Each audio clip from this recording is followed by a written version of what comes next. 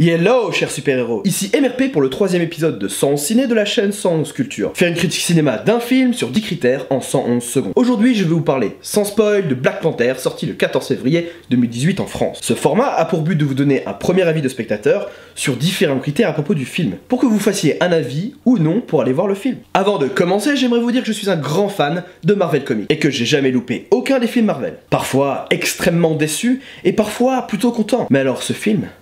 Mais alors là, je suis...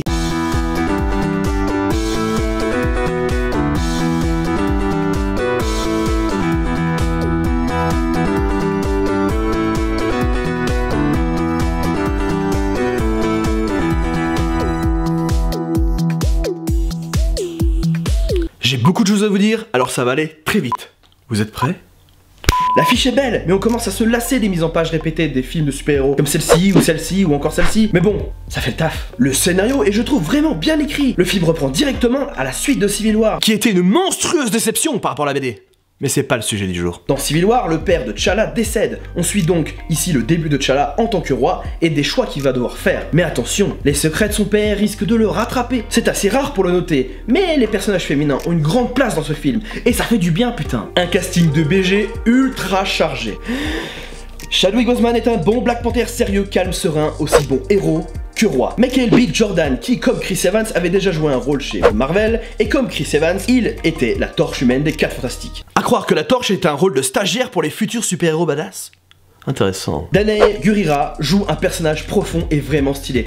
Oh mais attendez, ce ne serait pas... Mais oui, c'est Michonne de The Walking Dead. Les costumes, les décors, l'univers, c'est vraiment stylé de ouf. Il y a des fonds verts vraiment dégueulasses, mais aussi les animations qui sont vraiment... Un rythme intéressant qui change un peu, des méchants innovants qui nous créent un rythme décalant, une réalisation bien foutue avec des plans bien écrits. À un moment, un méchant fait une référence au soleil, et quand on regarde bien toute cette partie du film, on peut voir des détails des images liés entre ce qui se passe et la position du soleil. Vous n'aimerez pas si vous en avez marre des films de super-héros avancés sur la technologie, comme les Iron Man ou le dernier Spider-Man par exemple. Vous aimerez si les derniers Marvel vous ont plu, la dynamique et tendance continue. L'univers est vraiment incroyable et la morale politique est intéressante et vraiment d'actualité. J'en ai pensé que ce film comporte beaucoup de détails qui enrichissent le film. Les personnages sont profonds et ont pour la plupart une vraie valeur scénaristique. Bilan, Allociné lui donne la note de 7,4 sur 10, Sens Critique de 6,7 sur 10, ce qui nous fait une moyenne média de 7,35 sur 10. La Sens Steve vous propose une note de 37 sur 50, ce qui nous fait un total de 44,35 sur 60. A vous en commentaire de nous donner une note du film sur 51, et dans le prochain Sens Ciné, nous vous donnerons la note totale sur 111. D'ailleurs, dans le dernier Sens Ciné, Evan vous a parlé de Ghost Story et sa note finale est de 90,9 sur 111. Voilà, le Sens Ciné est terminé, je suis MRP, un des membres de Sens Culture, une chaîne secondaire pour tous. J'ai en effet une chaîne perso qui parle d'art et de design et je vous invite en fin de vidéo à aller la mater, ça fera plaisir.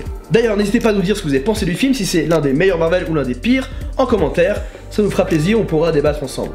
Pour tous ceux qui aiment le concept de 111, rejoignez-nous dans le Discord pour nous proposer votre 111.